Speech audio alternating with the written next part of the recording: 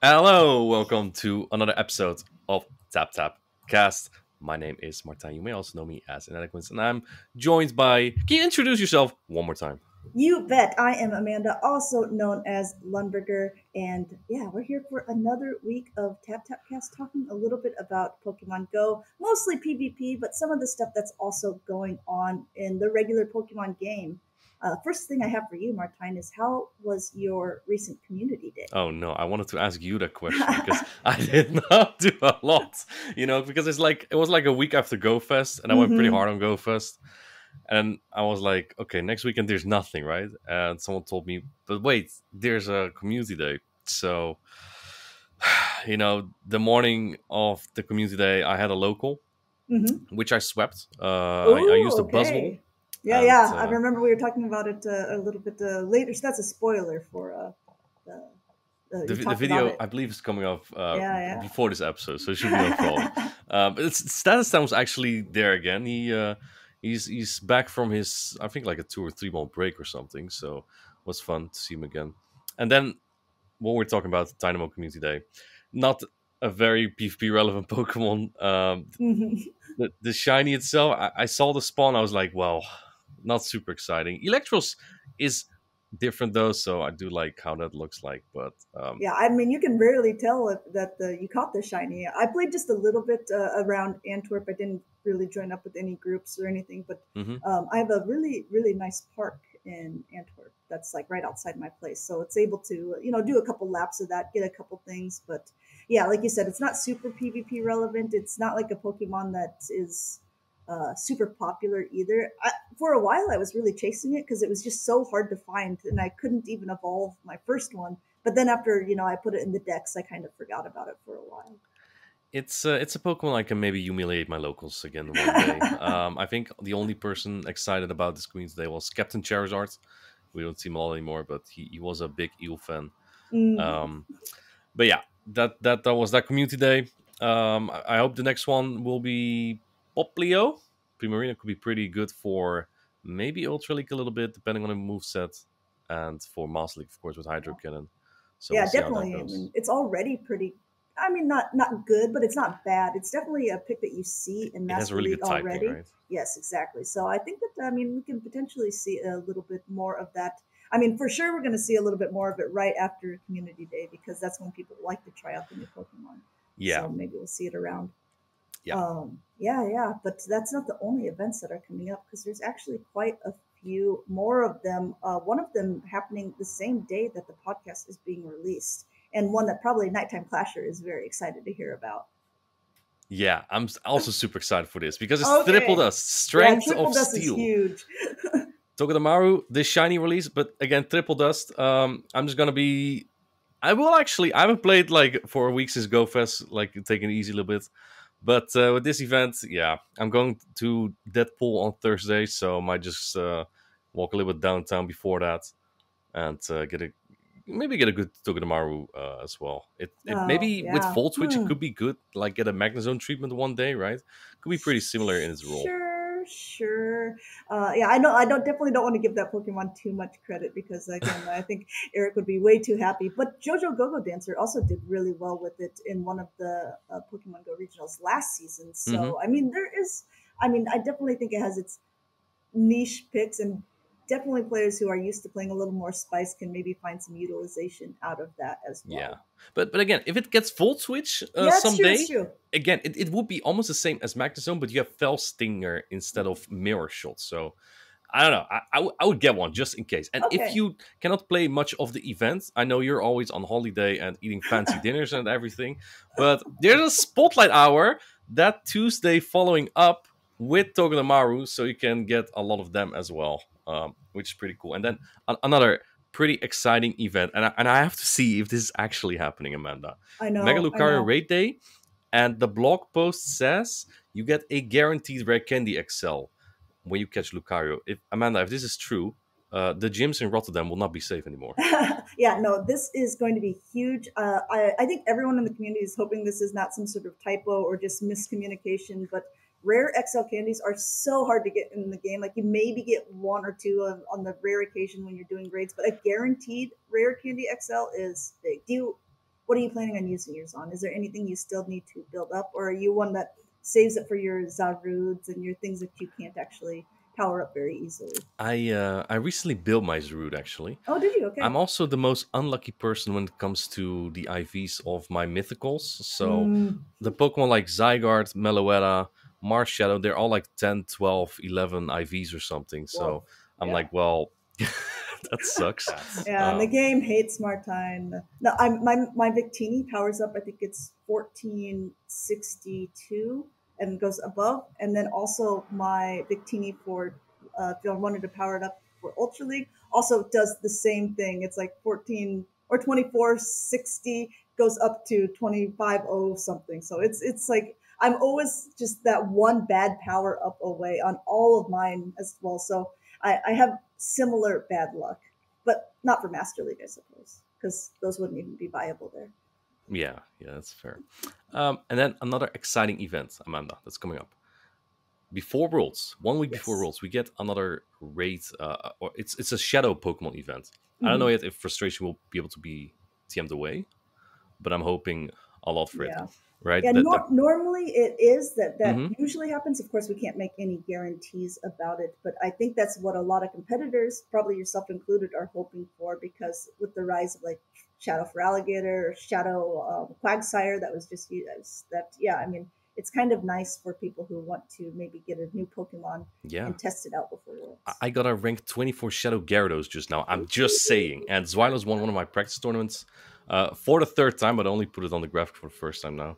Uh, so, yeah, exciting Pokemon. And then the last thing that I just want to notice, Niantic just released an update for Android, which somewhat, or so I've heard, fixes frame drops, which is big for many Ooh, players. no, that Maybe would we be will see. absolutely huge. Maybe Yeah, we'll see Tho playing again. That'd be cool. yeah. Um, our guest today, Amanda, is also an Android player, someone who has been really advocating to fix those frame drops. He's a really well-known name and one of my favorites, honestly. He made an absolute show of his first casts. Yeah, absolutely. He, a man of many talents, a man from a wonderful area of the world as well. Just going to go ahead and say that. Let's go ahead and get straight into it. We've got HomeSliceHenry.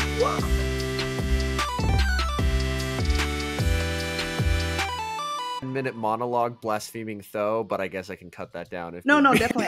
I actually just started recording too, so that's perfect. So I'll make sure to keep that in. So not only is it Home Slice Henry, it is literally a bit of a slice of home for me in general because this guy is from Iowa, just like me. Welcome in, Home Slice Henry. Thank you so much for having me. Wow. Interesting fact that you knew about it there, Amanda. Mm-hmm, Very mm-hmm. excited you I'm have someone excited. from your home state. Mm-hmm. All Very, I'm very saying cool. is Play Pokemon just definitely needs to hire more Iowans at this point so Yeah. we can slowly just take over. Hmm. Yeah. Yeah, or more Dutch people, that'd be cool. Yeah. Welcome in, host Lights Henry. Thank you for joining us today. For those who don't know you, can you tell us a little bit about yourself? I tap my phone Really? So do you? and I Oh, record myself tapping my phone and I talk over footage of myself and others tapping their phones. makes sense that you're on the Tap Tap cast then, huh? Yeah, that's a very accurate description of of how we play the game here. Yes, you're known for being a pretty big YouTuber, in my opinion, maybe the biggest Pokemon Go PvP YouTuber right now, if I'm not mistaken. Maybe Zelnick comes close. Um, yeah, and I must say, what do you say about how? So here's the thing that I know is about you, Henry. Right? You say it in a silly way how you describe what you do. But one thing that stands out from your content to me is that you like do it in a very relaxed way, even though videos are like very sped up. You still talk in a very relaxed way that's still good to follow. How did you learn to do this? Is this something that you just learned over time making videos? I would say that finding my voice, so to speak, with regards to casting definitely took some time. because getting started with making content, I feel for a lot of people, there will always be kind of the nagging fears and doubts of like, what if I do it and I'm bad at it? And when you do it the first time, you're probably going to be bad at it. That's just par for the course. But the important thing is just getting those reps in, like a lot of the things that you do. And over time, you end up kind of finding your voice. You find your niche. You find what you enjoy. You get better at it just with time. And you can, yeah, continue to find, like with my goal currently, it's just trying to articulate what is happening in a way that someone could theoretically look away from the battles and still have an understanding of what's going on, but as well do it in an engaging way and break down some more high level concepts along the way as well, because obviously there's making it exciting, but there's also, you want to have a bit of a teaching element as well, which is something that I actually enjoy about your content, Mr. Inadequence. I don't know if I'm using first names or not on this, so I'm just going to say Mr. Inadequence from the Inadequence YouTube channel, where he does a very good job of explaining like some very high level stuff in his battles, and you obviously see it in his regional play. Obviously the most famous one, of course, being that beautiful CMP sack swap where he throws a Shadow Claw, waits the turn, so that takes 3 of the 4 turns, switches on the 4th, and then clicks the move to perfectly catch and throw his move, winning charge attack priority. It was a beautiful play. Twitch chat lost their absolute minds. That is true. That is true. When I woke up, I saw you already made a video of it. It was so fast. I was like, wait, I didn't even get to talk myself about it. Hey, you snooze, you lose, Martin. That is the literal definition of it. Yeah, I saw that play and I was like, people have to know about this. This is absolute insanity there. And then I do have to ask, I mean, I know I'm the guest, but I can interview the host a little bit here. There had to have been a certain moment of getting all of those lead calls right in a row where you had to just been like, okay, so I am just completely like, I have established like full residence. We have like in this guy's head, I've set up utilities, starting a family. Like that was just brutal lead call after lead call. And then at some point he was like, okay, A/ wins every lead. And then he leads it into the Talon. And he's just got to be like, you got to be kidding me. You've absolutely got to be kidding me.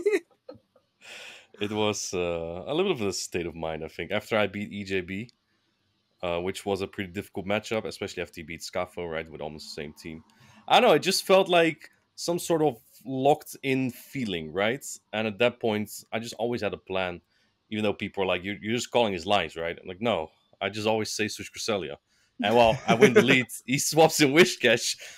I just had it, man. I just had the Pokemon there. Yeah. And then I was just thinking of which Pokemon haven't I used yet? I'll try this Pokemon for a change. Yeah, that's how actually simple it went. And yeah, I was a bit fortunate, I guess. Poor Pablo, though. You just saw him getting more like demoralized at every single start of the new battle. He was just like, are you kidding me? This is going on. I felt sorry for him, yeah. Oh, no. Yeah. But he's Worlds qualified, so maybe he can get some revenge against you in Honolulu, perhaps. We'll have to see how those will turn out. But yes, anyway, we're gonna switch it back over to you, Henry, because you talked a little bit about what you make your content about. What got you started in making content for Pokemon Go? Like, how did your Pokemon journey even begin? So my Pokemon journey as a whole began with the game's release. I had played 0 Pokemon games prior to Go's release. I knew nothing about Pokemon other than like, you could have asked me and I would have been like, Pikachu. Yeah. I know that exists because it's like the mascot. Must be an Iowan thing. Yeah. And then my college roommate at the time, when it dropped, we were at the Summerfest Music Festival in Milwaukee, Wisconsin, when it dropped. And he was like, yo, this app is fire. You have to download it. And I was like, okay, I'll download it. And so I downloaded it and it asked for a username.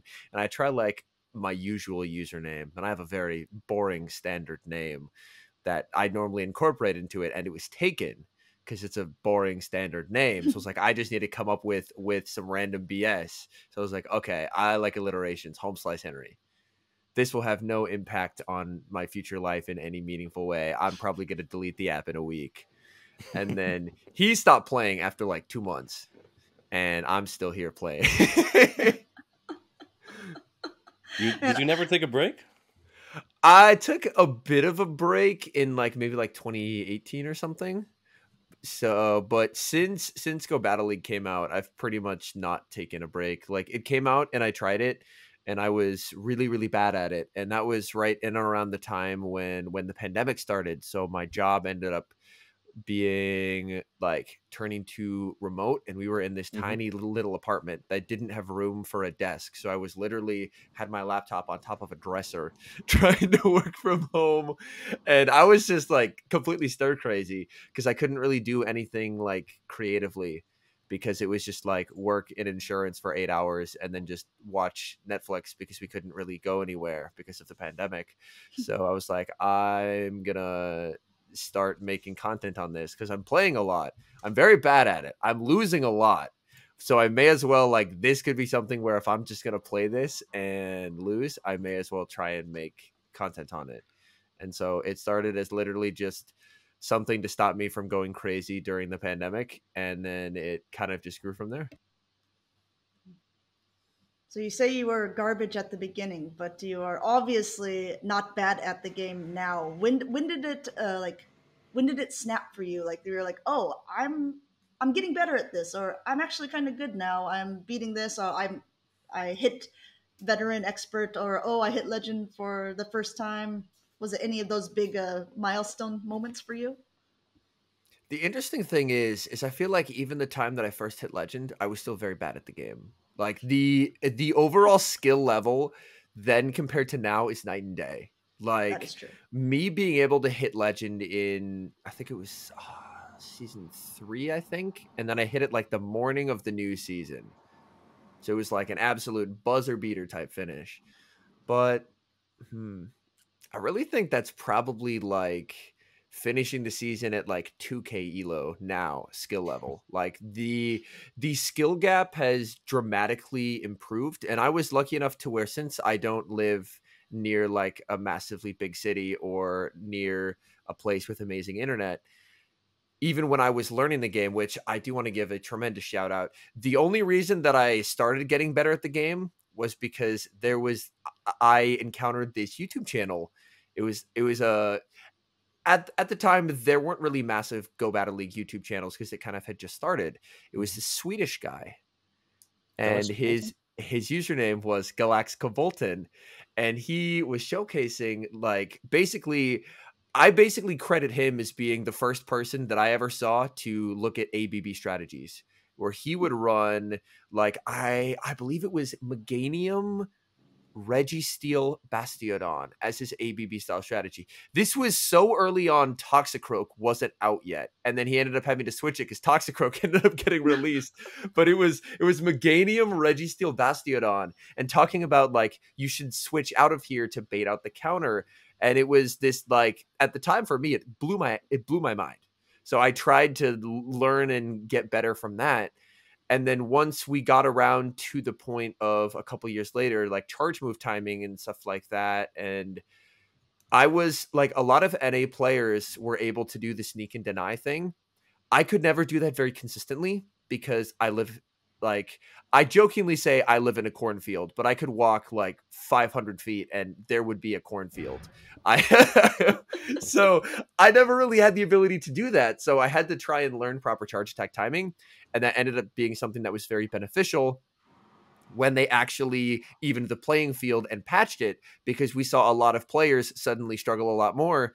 And I didn't really have that because I, to a certain degree, had learned it, but still wasn't amazing at it. But one of my factionist teammates, Matt Attack, was I asked him at one point, like, there's been a couple of times where I've asked people, like, what can I do to get better? What's like a weak point in my game? And he was like, charge attack timing. And that was kind of the thing that took me from someone who was able to hit legend, but not really move past it, to someone who is like in these last seasons been able to pretty consistently hit page 1. Like, it matters. Like, one turn in a game, like, you could be like, that's literally 0.5 seconds, but that can win or lose you a game. Like, I still remember the best example of this was, I think it was the bracket reset of the Dancing Rob Worlds. It was It was 2-2, and it was him versus, I think it was Golden Hada, I want to say. Yeah. Yeah. Yeah. And then he ended up outpacing by a singular turn with his Altaria to have a bracket reset. And I was like, that is the biggest example of just this game can be decided by actual 0.5 seconds. Would you Yeah. say that that is your, like, if someone is just starting out now, or is at that level where they're like, okay, well, I understand typing and I understand the concept of PvP? Would that be the first thing that you say you should really learn this to be able to be competitively good? Like if someone wants to join the Play Pokemon regional and say, okay, what's my first real step to being competitively viable? Charge attack timing will, like, I would argue, and I'd be curious to hear Inadequate's thoughts on it. I would argue that it's the largest defined skill gap in the game. Like, knowing it is a truly massive difference, and it's something that we especially see quite a bit in regionals. Is obviously in earlier rounds, there's everyone who could potentially be shown on the stream, but the players who more consistently can succeed and do very well are the players who are very mechanically precise. One player who was very, very new, I mean, not new to competing in Show 6. He did a lot of grassroots, but new to the tournament scene was SJ.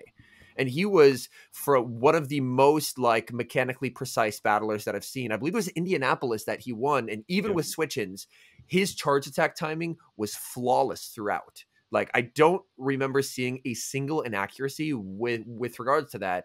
And granted, he's a very good player for many reasons, but that was one of the most, like, from a player who I hadn't really seen battle a lot, it was absolute poetry to watch how just mechanically precise he was throughout all of it. It was incredibly done.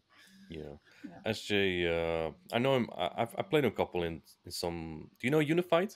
Those Yes. tournaments at No Pain use those. I think I played him a couple times in that tournament, so I know how much up top he's there, because definitely one of the players to watch out for Worlds as well. Right, just how precise he is, and just seems so clear in everything he does. Right, there seems to be a plan behind everything.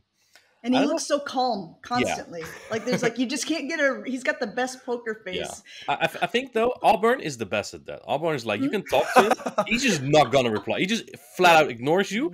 I'm playing a game. Hold up, we'll talk after. Like, Auburn's the best at that.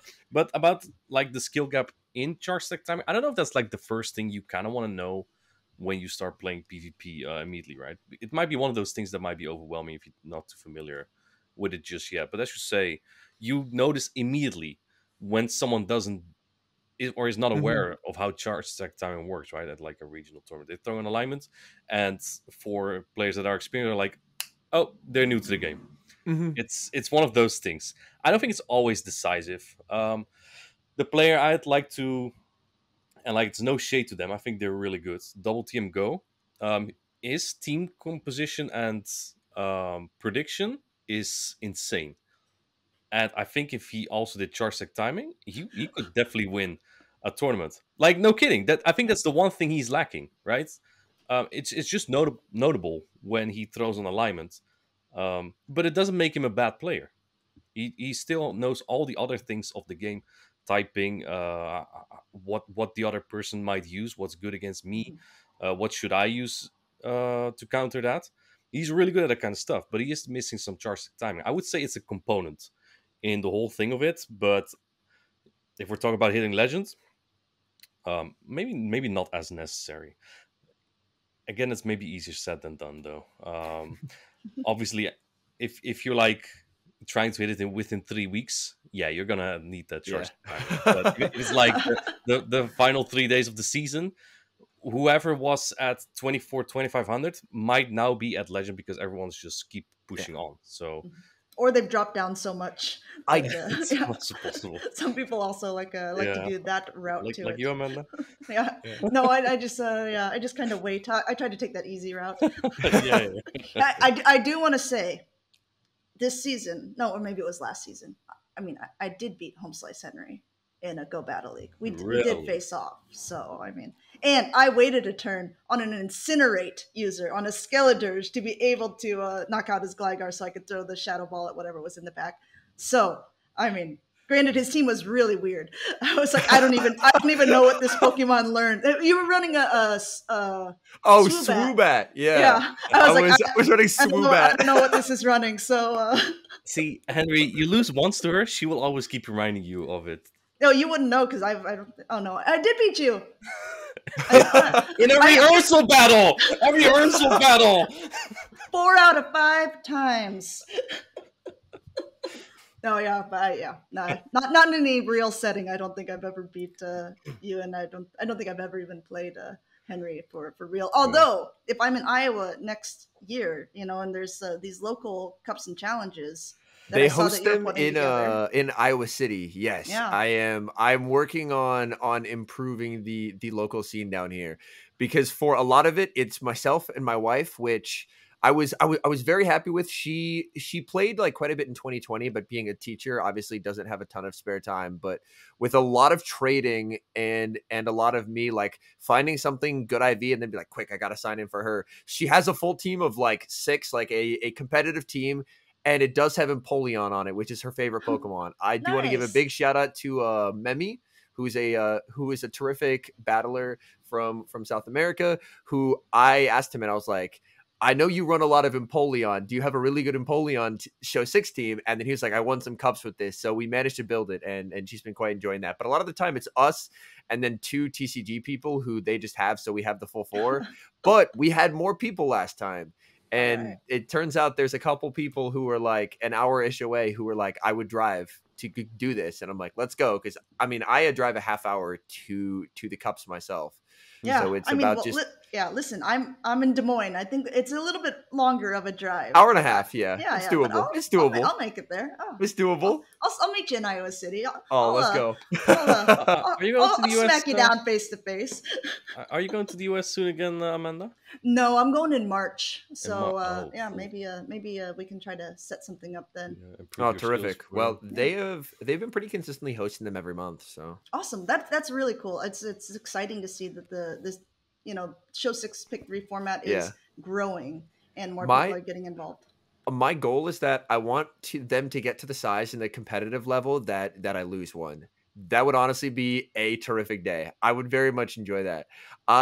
Last year, without leaving the state, I ended up, I think it was 2 cups, 2 challenges, and I was a quarter of the way qualified to Worlds because of the 250s and the 215s. I was at 130 and 500, and I'm like, okay, there's a lot of points on the table here. So if people who are in Iowa are interested in competing, like they're hosted through the Iowa City Discord, but there's a lot of points on the table for people who might potentially be looking to qualify for Worlds. Whereas I am literally just doing it out of a love of the game, basically, where I have no desire to qualify for Worlds. I have a tremendous amount of fun casting, and I enjoy being at a level where my goal with the casting is I want to have an understanding of the game and damage values to where I can understand the particular matchups. Like one, when Charjabug was very popular, was like understanding the interplay of the Vigoroth Charjabug matchup, understanding that Vigoroth can win the ones straight slam, which feels counterintuitive because Rock Slide is super effective.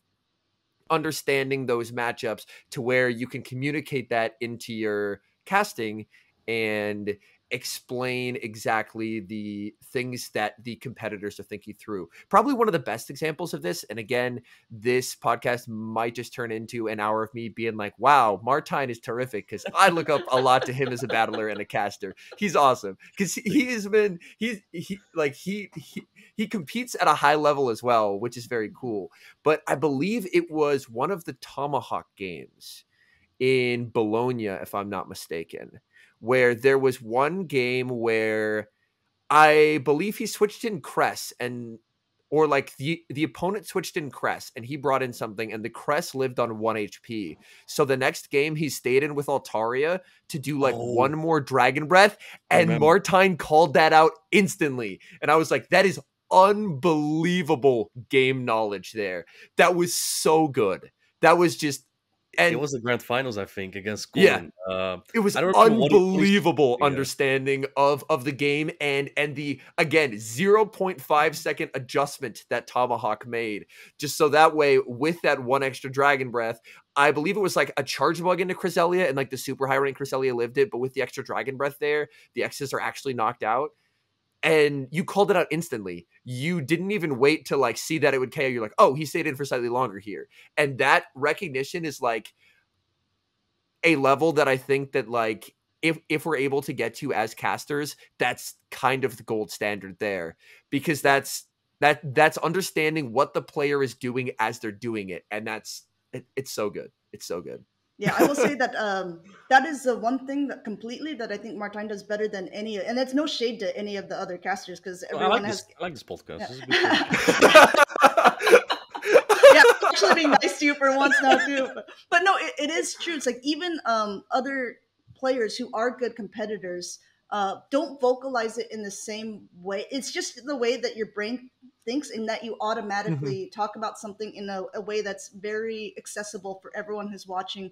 That makes it seem like, oh yeah, of course. Why didn't I notice that? Yeah. You know, because it just comes so naturally. It's not like you're like, well, actually, because he, you know, you know, turning it into a long ordeal. It's like something that you notice in a split second, you point it out, and then it can move on to another exciting point in the battle. It is being able to understand the incredibly nerdy thing that happened, communicate the incredibly nerdy thing that happened in a very exciting and non-nerdy way. Because Yeah. as you mentioned, if you go, well, actually 0.5 seconds more dragon breath, like Yeah, exactly. And people have now muted the stream. It's sometimes pretty difficult to recognize. They're very easy to miss, right? And I've had Yeah. that myself as well. That someone like makes a catch or something, and I don't know, just slip sometimes, right? Yeah. I mean that's why we're two people, so usually Yeah. you miss less. Yeah, no, that is something that helps. I think also my gameplay, right? I think one of the things that most top competitors tries to look ahead. So if you like see same lines and Tomac just lost, or it was like similar, I'm not sure if it was same line. If it's like similar scenario, Yeah, easily it adapt. was same lead and swap for sure. Yeah. Yeah, it was similar, right? And to see how someone would adapt, right? Because that is probably something I would do myself if I was sitting in that chair, right? You get a good lead, you get a decent swap in, and you still lose, huh? Right? I need to change it up. So Yeah. I think that's just something that comes with my own gameplay as well, just looking ahead. But look, talking about gameplay, Henry, when are you actually going to compete? We've had this conversation between the two of us, but let's elaborate a little bit. Let's zoom in on it further. To be honest, I genuinely like, it's something that I think that I'm at a level where I could at least do okay there, because I have like mechanically I'm in a pretty good spot. My weakest spot is definitely I don't have a tremendous amount of show 6 experience in particular.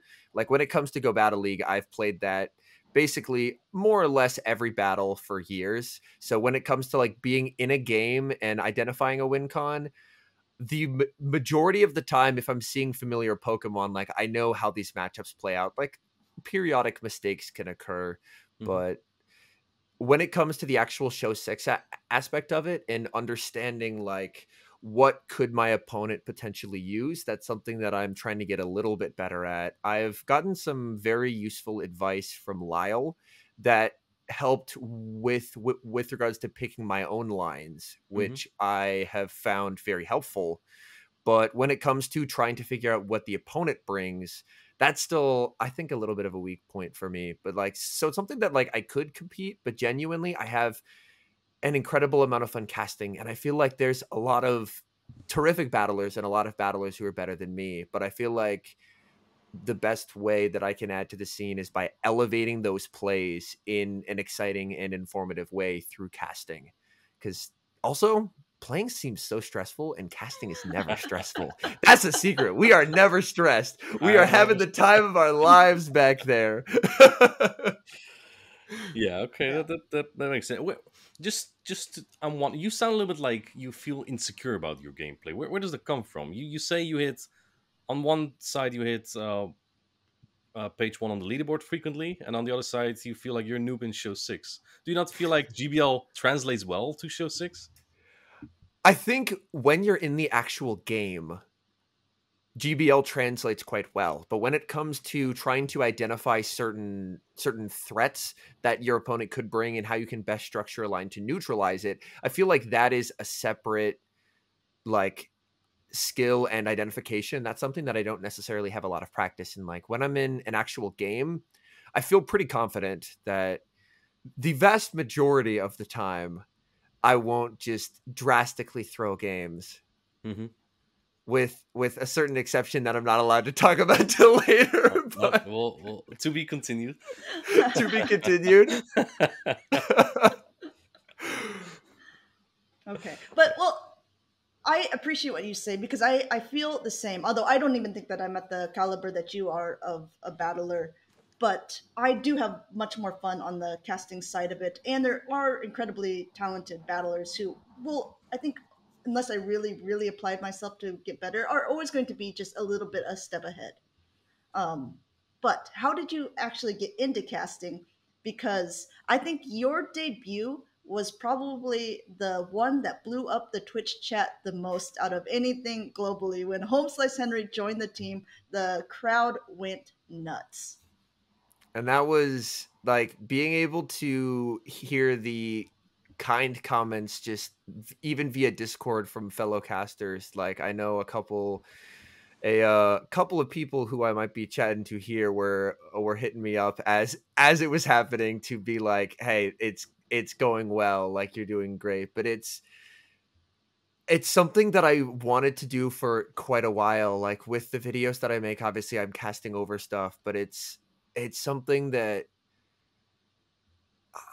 man, it matters a lot more to me than I was expecting it would. And to finally be given that opportunity, and then I had so many nerves going into it, and then just to actually be like, okay, no, this is the game that I've put literally tens of thousands of hours into and tens of thousands of battles. Like I know what to do. I can communicate this. I was I was pretty stressed at first, but having Mormon Matt commit crimes with Shadow Latios round 1 helped calm the nerves a little bit to now we're just looking forward to the new season. There's just not even nerves anymore. I'm just excited because I was brought on for the 2 kind of mid-season in January, and then I've kind of just got to wait and anticipate, and I can't wait for this 25 season. But it was having that level of support was honestly something that I felt very almost out of place in. Like I was undeserved, it was unexpected, and I felt like I didn't really deserve it, but it was very appreciated because it's something that, oh man, it means of the more humble and bigger content creators, I would not see why you would not deserve it.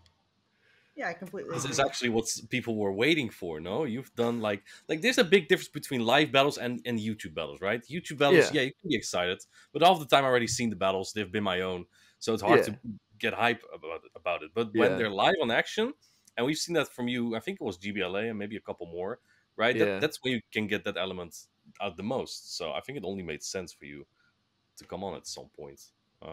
And obviously, everyone's stressed for the first time, right? I remember my first time with Amanda, and then Amanda keeps making jokes about me, right? So I'm like, no, I'm kidding.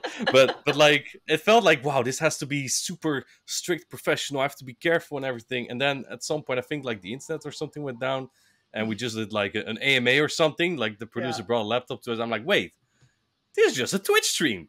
It was actually really fine. It's literally just a Twitch stream. I think getting a handle on that and just like, oh, I can just have fun with it and relax will be very good. And I definitely felt like the one part that threw me a little bit was in Charlotte. They were like, so we're doing interviews now.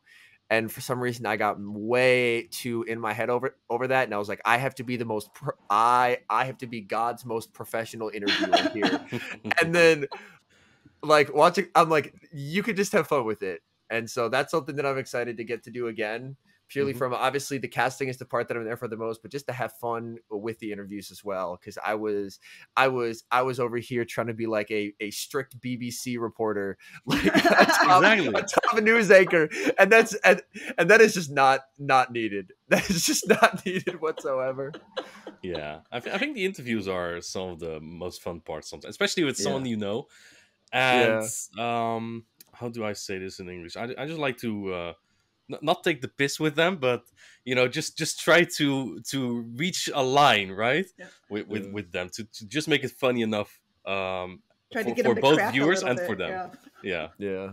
So just like you were talking about how you would recognize charge attack timing as an important aspect of being a good PvPer, what are some tips or things that you've learned along the way, as you are a content creator, you are a caster, that would maybe help someone who was looking to take that route as well? Like, oh, I'm actually more interested in this aspect of it, but just like he said, I didn't even realize that, yeah, I should develop a persona or be able to do interviews a certain way, or want to be able to, be this type of caster. Yeah. When it comes to casting battles, I think a lot of it is just kind of a little bit like learning, like taking shots on a goal in hockey. Like, it's about just getting some reps in to kind of feel out what feels comfortable to you, and then you can kind of come into your own with your own unique casting style and your own unique delivery. And that's something that can definitely take time. But I think just trying things, and over time eventually you'll be able to come into your own voice. Where we have a lot of people on our casting team, and I feel like a lot of them, like, everyone kind of has their own unique style and ways of doing it, which has been really nice to see. One person who I thought kind of joined rather late but had a very immediate terrific impact right from the start was actually Farid, or Tomahawk. Like, him from the jump. I think EU, y'all have just an insane roster of casters. Can I take a moment? Like, y'all have some absolute beasts over there. My goodness, whoever is scheduling y'all, that is an embarrassment of riches to decide between right there. That is, y'all are like, I don't want to talk about what it does to my sleep schedule when y'all have a regional, because I will be there half asleep, still like watching along, because y'all do an amazing job. That actually makes a good question, because you've probably watched a lot of the NA ones as well, since it's more time friendly. And as a caster, next season, is there anyone that you're hoping to pair? I guess across the whole regions, because there's international championships, there's worlds to play for as well. Is there anyone you're hoping that you can cast with? I would say from NA, I think a duo of myself and Speedy would be absolute fireworks. I think that'd be a lot of fun, because Speedy's definitely an energy guy, and I'm an energy guy, and I feel like we would bounce off each other in a really good way. EU, as like one EU caster, I mean, I am a self-proclaimed a little bit of a Martine fanboy, so I would have to say probably myself and Martine. I think that would be a very fun duo. And then, come on over. We'll try to get you in. And then, I mean, granted, I was going to do the Brazilian regionals as well, but unfortunately I don't speak Portuguese. But they have some, like, their battles and stuff are so engaging that me, who speaks zero Portuguese, I watch a lot of the GB Lindo stream, even though they stream entirely in Portuguese. Like, I mean, Marto streams entirely in Spanish, and I watch Spanish. So that's one thing that I do want to bring out there, is even if you don't necessarily speak the language of the battler who's battling, the battles themselves and the reactions are pretty universal, and Marto's they had very expressive. Yeah, and they have some absolute incredible just machines of battlers in Latin America and in Brazil. It is incredible to watch. It's incredible to watch, and I'm excited because I am as part of my honeymoon, I'm going to Worlds as a spectator, and I'm really excited to get to meet a lot of these players as well. I have been lucky friends with one Mr. Galactica Bolton for I don't even know how many years. I'm excited to I'm excited to finally get this lucky trade done. We haven't discussed what we're trading, but I've been lucky friends with him for years, and I'm like, the odds that I end up in Sweden are not super high, but it is finally going to happen, and I can't wait. But just being able to get to meet so many people, and that's what I really liked about getting to go to the regionals that I did get to cast, which was Portland and Charlotte, was getting to meet so many of these people in this community that we've largely built online. And now that on like a global scale of like getting to meet all of the people from like Central and South America, from Europe, from Asia, even people from like Australia, New Zealand, Malaysia, like all over the world, these amazing battlers, like it's going to be incredible. And the field itself, I would have to argue like it feels like a very top heavy field. Like I feel like there is a lot of battlers who have done incredible things this season, and it's hard to establish a clear favorite. Like one could say Dune because he's won a lot of regionals, but then again, we've had a lot of people have some monstrous success. So it's going to be very interesting. All I know is that EU, I know both of y'all live there, the European region. We need y'all to be in top 3 because the roast from NA will not cease if y'all aren't at least top 3 again. We need boot camps. We need people scrimming. Y'all gotta have someone in the top 3 this year. Come on, man. All 3 NA. Oh boy. We are actually gonna have to. We are actually gonna have to start throwing on alignment EU timing if y'all don't believe. Hold up. Those are 2 separate things. I just need to get past Latam, okay? Latam is scary. Last Worlds, they were not super good. I think it was only Elche in top 32. But he did it did with top 5 4. He knocked me down. Pokemon. Yeah, crazy actually. Yeah, but like they have so many scary players, dude. Those are the players I fear the most because they also have an aggressive play style. And when I play someone, I want to be the one playing aggressive. If they do it, they just walk over me usually. This is an interesting question for you both. But if you had to pick a region that you think is favored to win Worlds, EU. Personally, I would probably go LATAM because watching their play, they have an incredible depth of battlers, but also at the top, like watching, I mean, specifically just from NAIC, like Hargef and Steiner, they are just incredibly gifted mechanically, and they just do something that we see a lot of the top battlers do, which is they just don't make mistakes. And it's really hard to beat someone with flawless mechanics who just doesn't make mistakes. My money, it's all on Paula. Okay. Yeah, except when I beat her. Then all my money's on me. But no, she's been, I don't know. I feel like we already know what she does. It's same old now. Still wins with it. It's yeah. What do you do against it? Right at that point. I already have the reputation of jinxing Europe because I talked them up so much in the Silph finals. NA. So I don't know. At this point, everyone is kind of joking around about it. I will say I completely agree. Like I cast LAIC last year, and just even the hype that they all bring is like it really almost shakes the room in itself. And I can imagine if you're playing against a player too who has that much support behind them, and it's probably pretty intimidating, even if you know you're a really good battler. And I think there's definitely a lot of qualified players that are coming from the Latin America region. So, and also getting like, what was it, 3rd and 4th at NAIC. They're coming to play.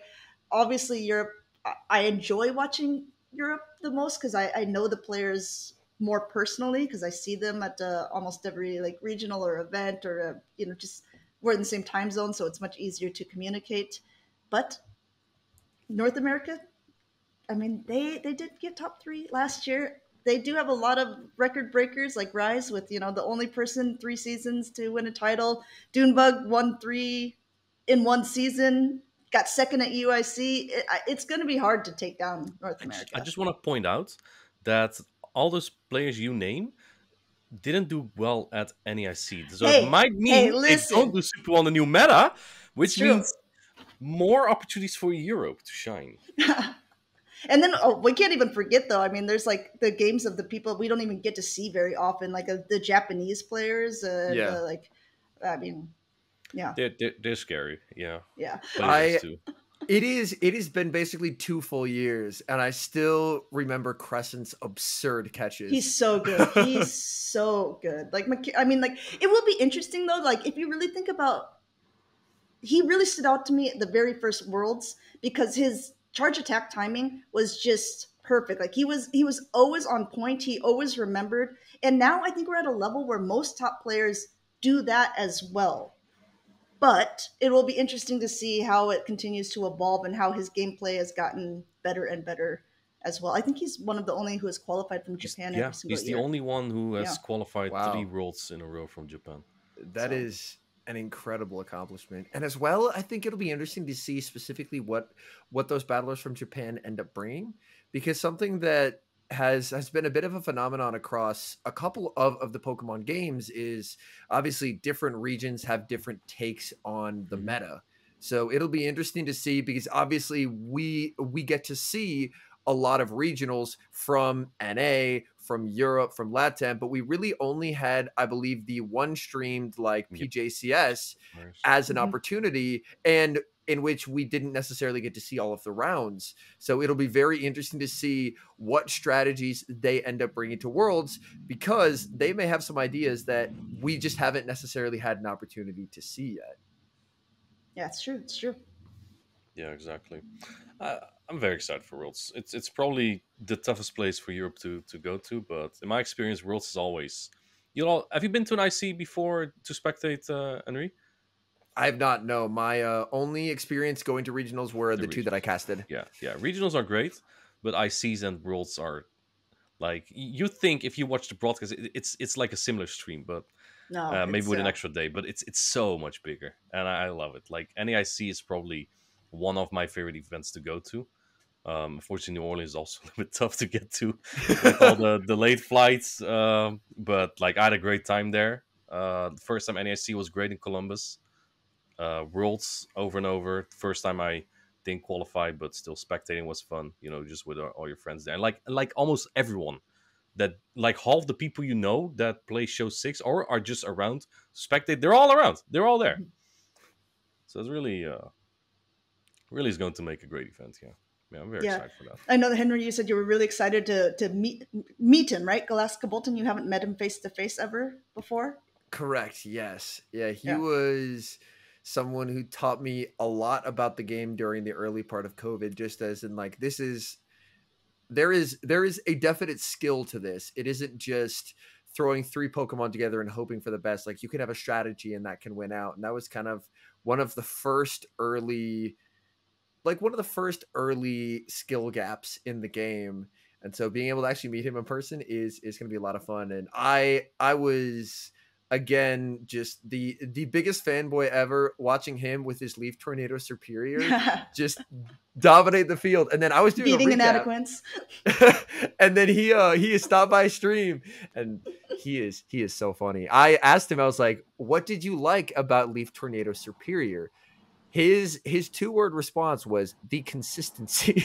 I was like, okay. And your wife, is she also happy that you guys are spending a portion of your honeymoon being Pokemon Go players and spectators? Yes. So we are from the 9th through the 16th, we are on a different island, and then we are flying into Honolulu, and then we kind of have the weekend to end it out. So we have a full week of non-Pokemon related activities.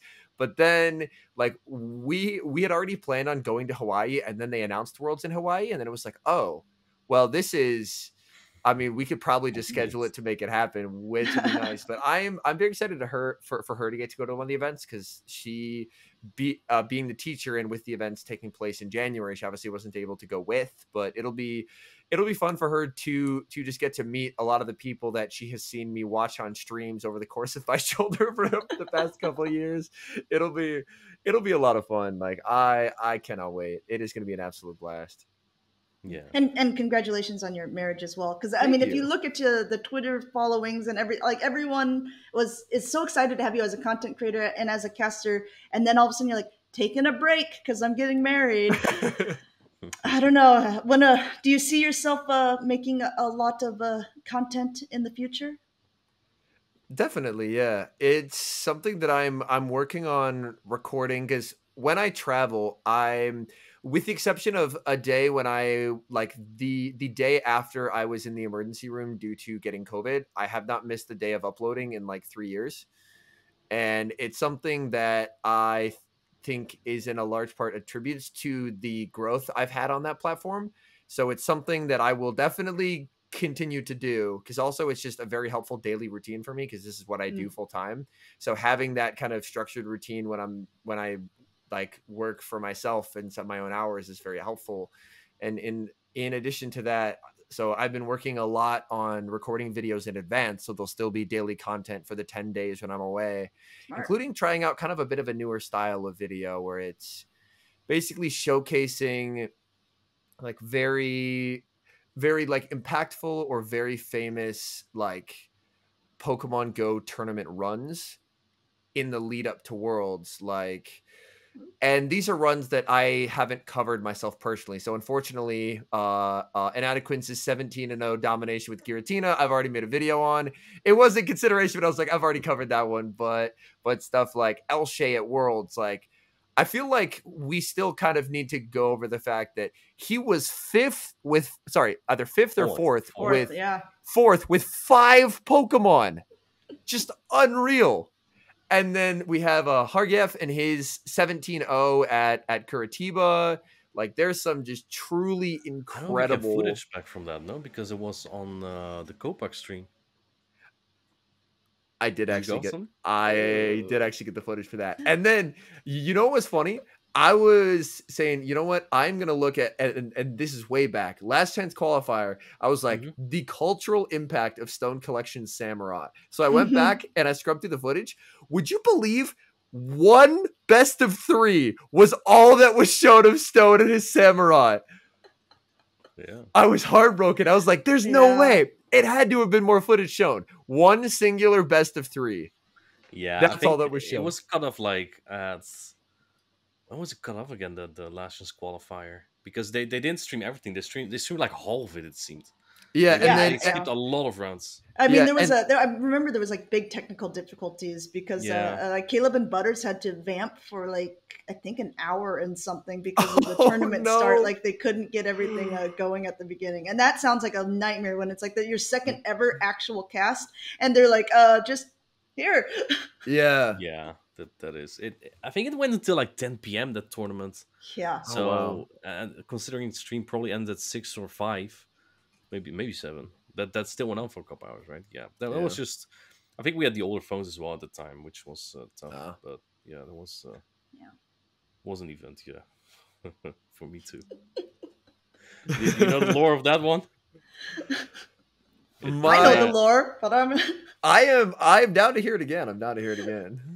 I've lost to a Shadow Swanna there, and well, there's two sides to it. Yes, I lost to the guy. I'll say, but there was so much stuttering on those phones.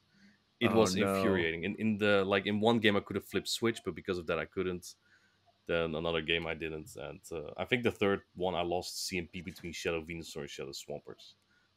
But like one of those games, I actually rage quit, so I just top left it. I was like, I'm not gonna play this anymore. And then the judge said, "Wait, don't do that." I was already too late, and they kind of, sort of pressured him softly into like rematch as a gentleman's rematch, right? I think he seemed a little bit hesitant, but he was like, "Okay, well, if I have to."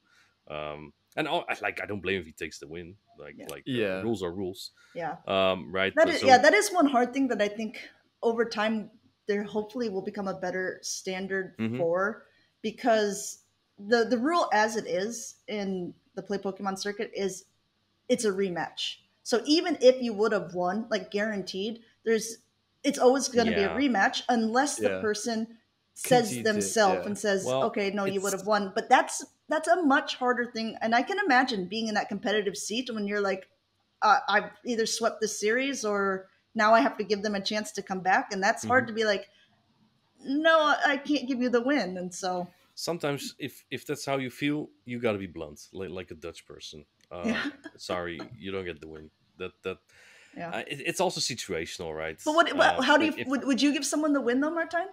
absolutely, and I've done that before. I can't remember which one, but I mean, one game. I'm, and I'm not trying to put you on the rest of yeah, it. I'm So not it's trying to fine. put you on the But spot. I'm just saying that's Yeah. I can imagine as a competitor it- because you yeah, have a lot on the line of yourself and course. you obviously want to win. It's hard to say, okay, I'm It's gonna give you a win for something. Look, it's situational, and here's the thing about it, right? If I give someone that game, there's no guarantee that someone else would do the same Right, thing for me, exactly. right? So it's definitely something I wouldn't blame 100% if someone would do that. Take a game that they probably would have lost otherwise. But if I was in that chair, I would be raging probably. So I can imagine the spot someone would be in if their last charge stack doesn't pop up and uh, s- I get my charge stack off before them. Infuriating, isn't it? Yeah. I would give them that game. Yes, I've also had rematches where I was strongly arguing against it.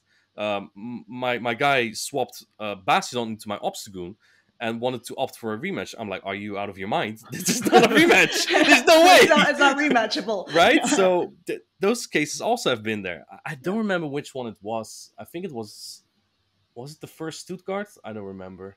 But I think I gave one game because was it the first match in Liu actually? It was one of the first matches in Liu. Yeah, because I got my Charsec off with Medicham over his Venusaur, I believe, and I was like, no, Oh. I don't Yeah. ever Like, win. that's I don't not- win this yeah. game. You Yeah. have this. Let's just play the third one, right? Because that tied up the score to 1-1, and realistically, I was never gonna win that. So it's situational. If I think that they also had a chance and it was not decided, just dispute, right? I encourage Yeah, same. disputing if someone thinks.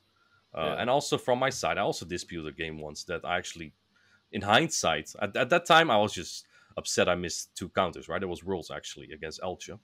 And I was upset I missed two counters. I was like, yeah, but I could have made a different plan. And looking in hindsight, I would have gotten obliterated in that game. I had no chance. But he was nice. He was like, yeah, he missed counters. Just rematch. It was like a zoom roll into Dunsparce G-Fizz backline or something. And in hindsight, he left with like 4 charge stacks. I had never had a chance. But that's just that moment. Yeah. Yeah. And in the end, I think it's up to the judge to. Yeah. Well, and Yeah, I mean, call, right? To it's look smart for to them. dispute things in any way. Like, I mean, I use the Triptondo one, for example, from NAIC, like where he said himself, what he asked was, is the damage registration error thing, is this actually disputable? Mhm. And there was not a direct answer from the judges. The judge's comment was, would you like to make a dispute? Or, and That's so then also a it's like, vague line, okay, right? yeah, That's a because they can't say yes or no either, because Yeah. they're not the one making a call. It's usually a team But or it's a also head not judge. exactly stated in the rules Yeah, I rule know, book. I yeah. think that DRE is not this.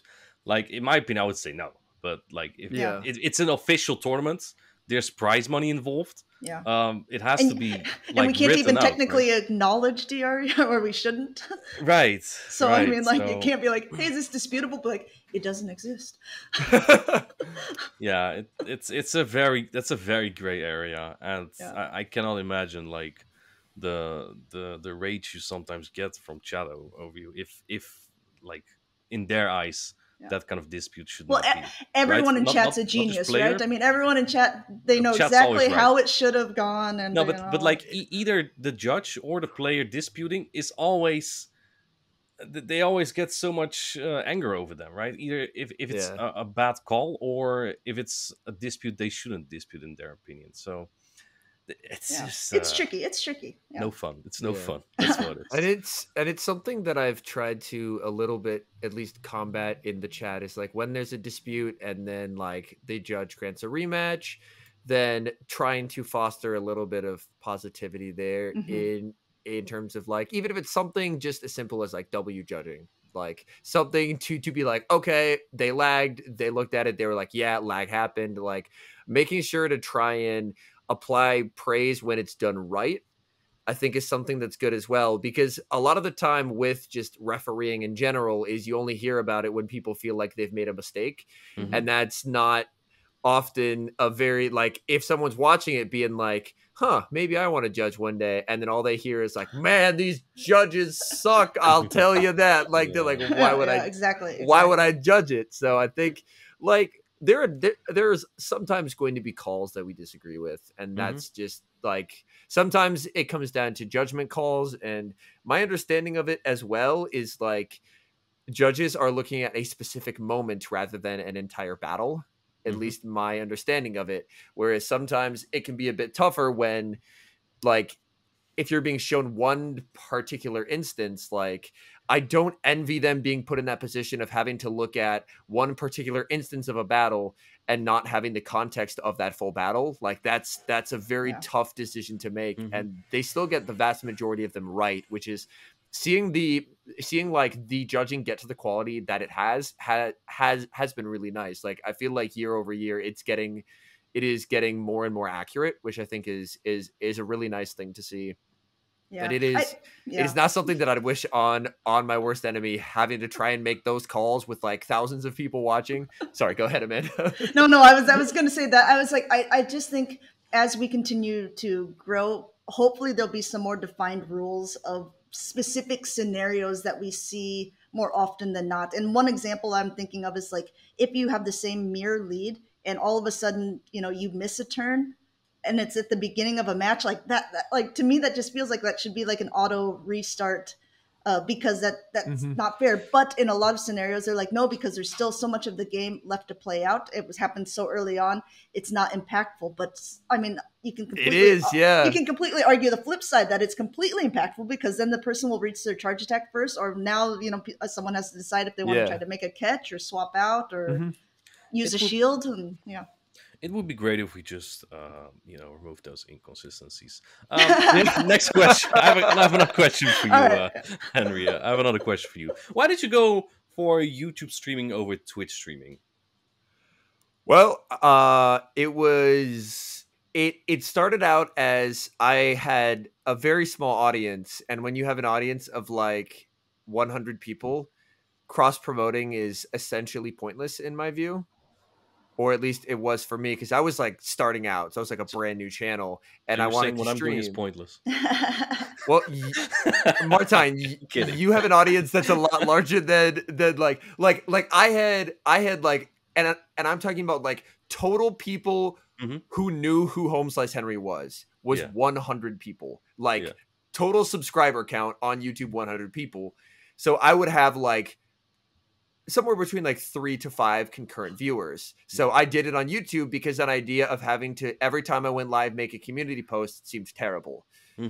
And then I would risk losing like the couple people who knew where I was, like who I was, making them go to their platform. So I just always did it through YouTube. And it ended up like, it was a lot of months of just making content. And I didn't really see a ton of traction up until Greninja's release. And then that one, I was still like working remotely at that time, but I literally went out on my lunch break the day that it released, and I saw a Froakie silhouette, and I was like, oh shit. So then I went out and I caught a Froakie, and I still have the Greninja here. I'm finding it here, and the Froakie was a 0, 14, 13. It only gets the 1480, but I was like, yo, I'm going to use all the rare candy I have in my bag to build this and try it. And I'm someone who, like, my biggest video ever at the time was maybe like 700 to 1,000 views. And it got like 1,000 views in the first hour. And I was like, that's what a big the one. Fuck is happening? That's a big one. and it ended up like I went from like many, many months of grinding to get a total of 300 subs, which I was really happy with, to I got to 1,000 subs in the 48 hours after posting that video.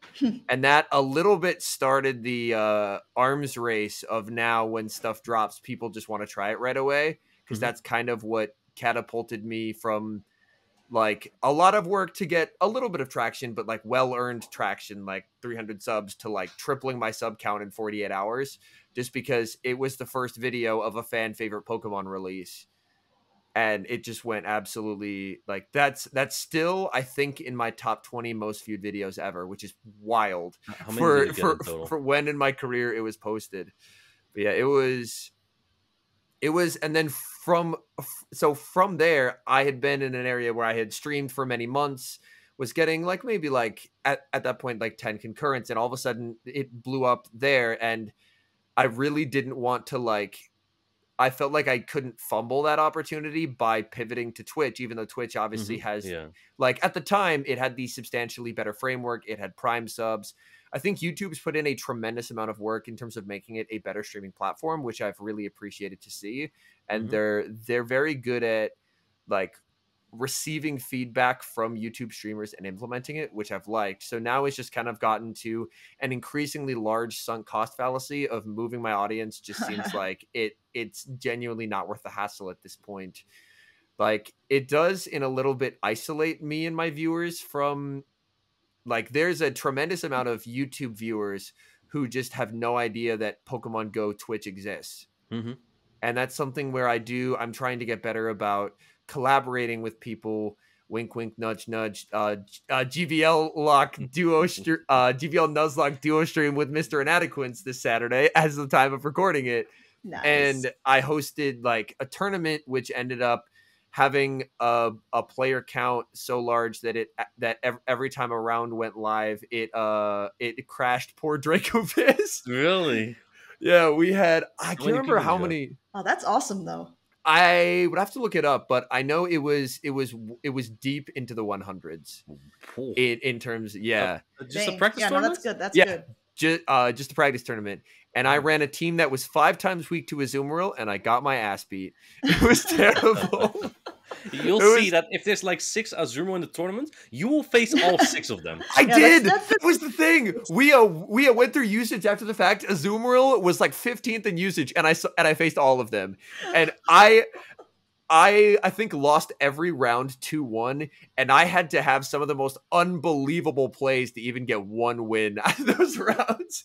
I was at such a comp disadvantage every time because my thought with Show 6 was like I want to run because a lot of my Go Battle League stuff is like I wanted to get good enough to the point where I can run objectively bad mons and win anyway, just off of outplaying. And that's kind of realistically what I enjoy. Like when Amanda ran into me with my Swoobat. Obviously the Swoobat didn't turn out as well as I'd hoped, but it's like it was still really close because you're good.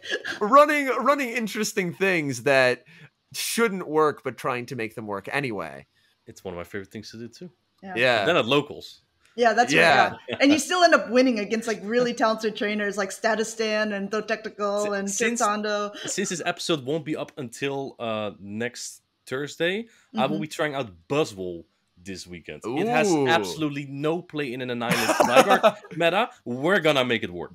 And Statistan will be there too. So I'm gonna tell Trip. I'm messaging him right now. It won't be at Saturday. Oh, Sunday. All right. Doesn't matter. Ooh. Yeah.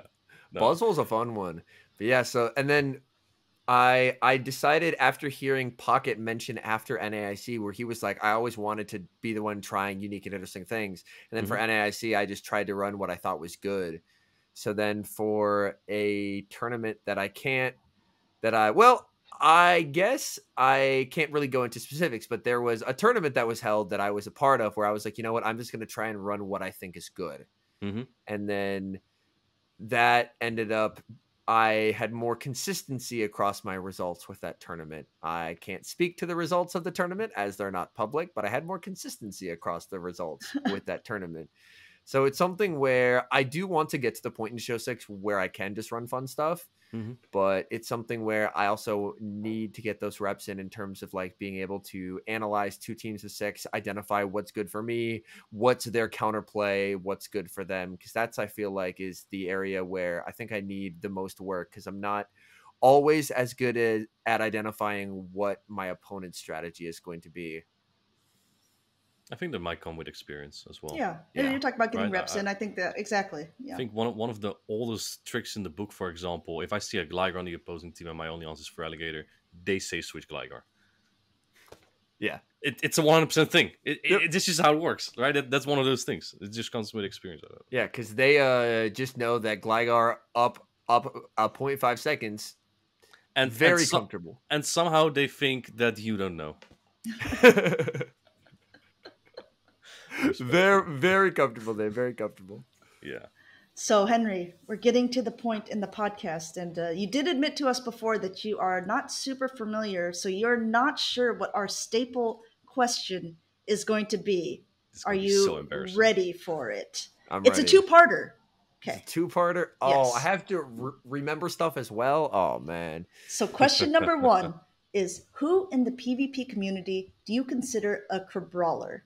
And this is someone who is maybe not super well known within PvP, but you think that they're really good, and that they're going to be like an up and comer, probably could qualify for Worlds or be like an underdog kind of person. And then, okay, well, we can answer right away. It looks like you have an answer. Okay. I'm actually going to give a two-part answer to this because I think who embodies Crabrawler the Pokemon and who embodies the description are different. Crabrawler the Pokemon is Nighttime Clasher. He's actually people have actually said that about him, but for the other reason. So elaborate, please. I will not elaborate. Crabrawler the Pokemon is Nighttime Clasher as a person. All right. As for someone who is like up and coming, I don't have an instant answer for that one, so I will think through a couple options while you list out part 2 of your question. Okay, Martijn, take it away. Part 2 of our question is similar to the Crabrawler. Now we have the Mad Champion. This person will be someone who already is well known, is really good, could be me. Could be a world champion, but it's probably not. So basically, right, the Crabrawler is someone who's not super well known just yet, but could be up and coming. And the champion is someone who would be your champion if you had to pick one person to win Worlds or win next year Worlds, or be number 1 best GBL player ever. I think for champion, I would probably have to go currently with Steiner. Not me. Steiner does things with like his Vigoroth play is unbelievably good. Unbelievably good.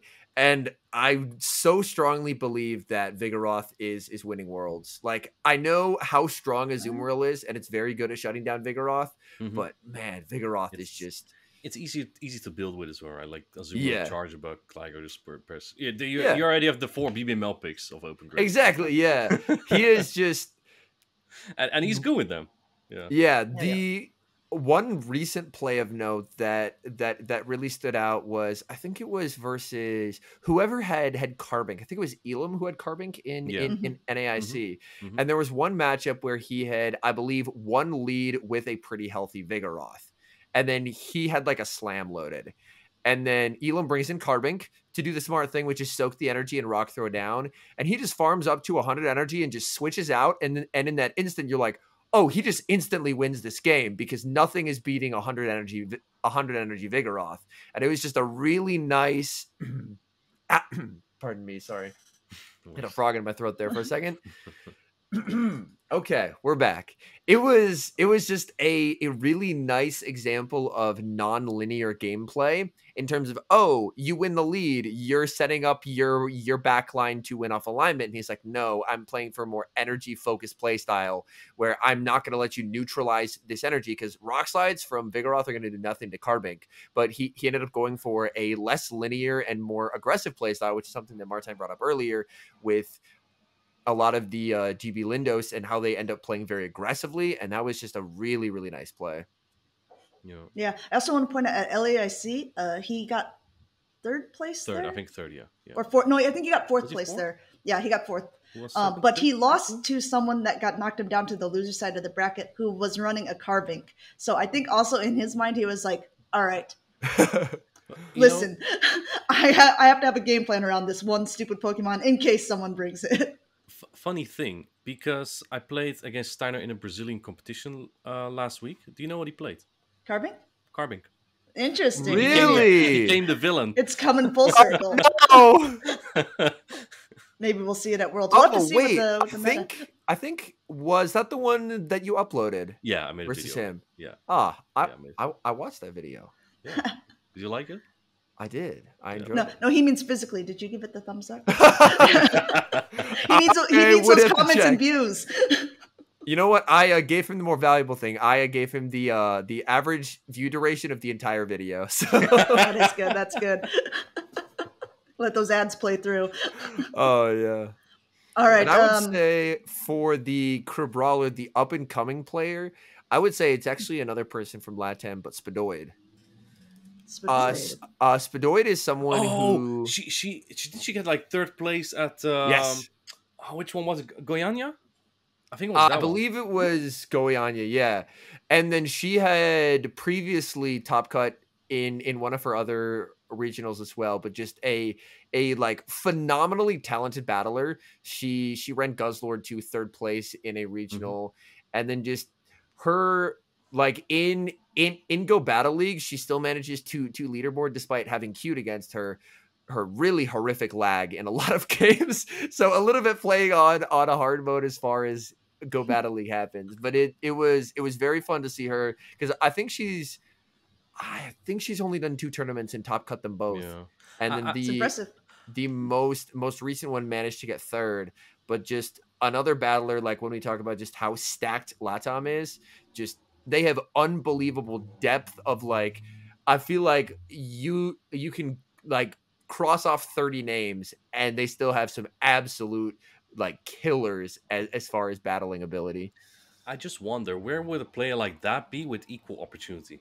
Yeah. Right? Yeah. Or regionals. is it these opportunities that are make them so good? You know, because they've had to play through some crappy, Wi-Fi, some crappy things that have been like, okay, it's like running with like the lead vest on, and then when you take the lead vest Yeah. off, you're like, I'm so I much mean- better than everyone else. I mean, honestly, that's how I felt about the 2022 Worlds with NA not having a great showing. That was not too far removed from fast move denial being fixed. Mhm. And it really felt like the rest of the world who had to consistently learn these mechanics and consistently had to try and overcome, like, I mean, this was a ways back, but back when like Lapras was meta in the Ultra League, like you could switch a Lapras into a Lapras and then an NA player could sneak and deny and then win that shit.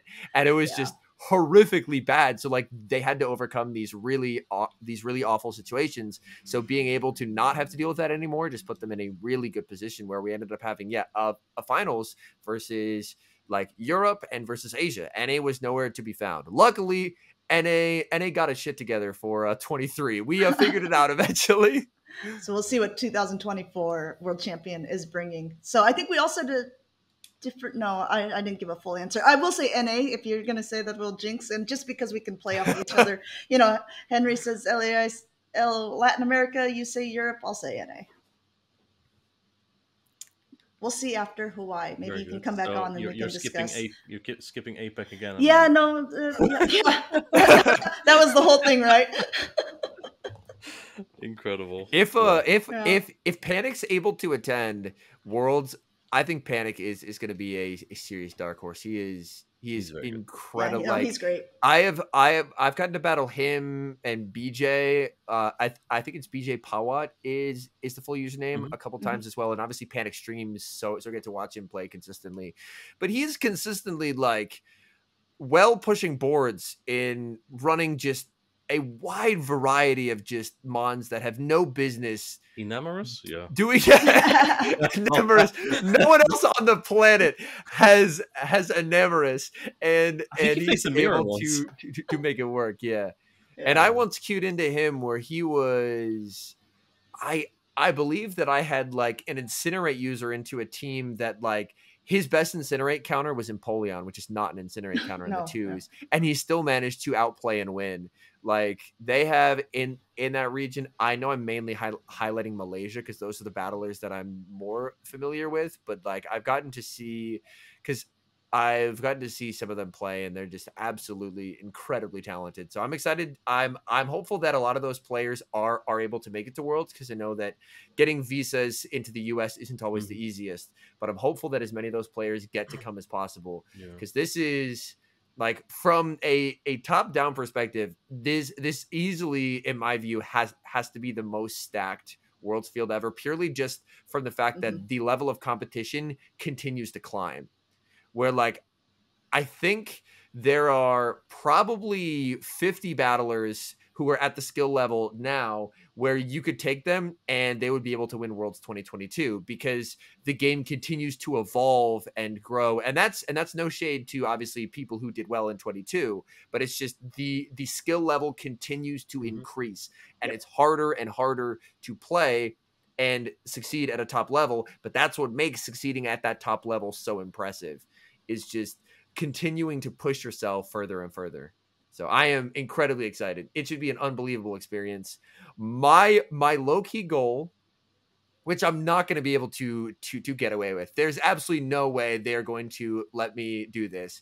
But I want to, just purely as a spectator, and I didn't get one of the fancy content creator passes because they had a little footnote saying that if you get denied for it, you can't get a spectator pass. And I was like, I'm not gonna throw away my chance at going to Worlds since I'm already be there. So I just have a regular spectator pass, but I want to try and film some of the off-stream battles. I'll be quiet, but just having a record of, like, obviously if you're not there, you won't get to see any of the table battles, but being able to see that environment, I think, would be very cool.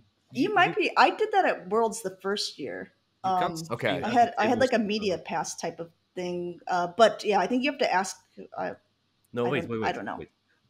So you cannot stream like when they're playing at the tables, but sometimes at the sides of the tables they put like TVs, and you might be able to record those. Okay. That is good. Yeah, because my thought is I wouldn't necessarily be streaming it, but just having an ability to like record some of that. Yeah, because it's something where, like, my greatest sadness about Worlds 2023, and when I saw the round 1 pairings, was I saw Weedle versus Axon, and I'm like, that game will be unbelievable. And Axon described it, I think, in his recap as like, he said like his I can't remember the terminology he used, like his closest or his like sweatiest battles were that round 1 where he ended up winning them by like 1 HP 2 times. And I'm like, the fact that is just not something that we have access to the footage of breaks my heart, because what an unbelievable round 1, and what a miserable luck in terms of pairing on that one, having Weedle versus Axon. But after Axon beat Weedle, it kind of makes sense that he was able to go the whole way, because that was, but like those kind of games. And then like in Worlds 23, like Human Catcher Bug ended up losing super early and then making a dramatic run to day 2. And unfortunately, none of his games were ever broadcast. And I would call it lost media, but it wasn't ever broadcast. But having an ability to try and, as you mentioned, even if it is on a TV, record that TV, so there's some manner of like preservation of those battles, because there's going to be some incredible battles that aren't on stream, and having an ability to preserve that, I think might be a slightly odd thing to have that be my main goal going into Worlds, but I want an ability to kind of share some of those battles with the world, because there's going to be some really cool battles off stream. I know it. The field is too good. Yeah. But just having that ability to have that, and even if it's in slightly scuffed quality, like, I think that would be very cool. Yeah, I agree. That'd be cool. I think from these TVs you can definitely record. Yeah. All right. Thank you, Henry, for coming on this episode. It was great to have you on, and to have our stream soon. Tomorrow. Yes, sir. Yeah, now recording, and then it'll be the past now, but for those who are listening in. But yeah, it's been a pleasure talking more with you. I hope you guys have a lot of fun at the tournament as well. And I guess after Worlds, we'll see who is the correct person, and maybe it'll be none of us, and it'll be someone from the APAC region winning. But yeah, we'll see. I'm always in for a good competition, and everyone who's listening, don't forget to join in for the next episode of Tap Tap Cast, coming out on Thursdays. Bye.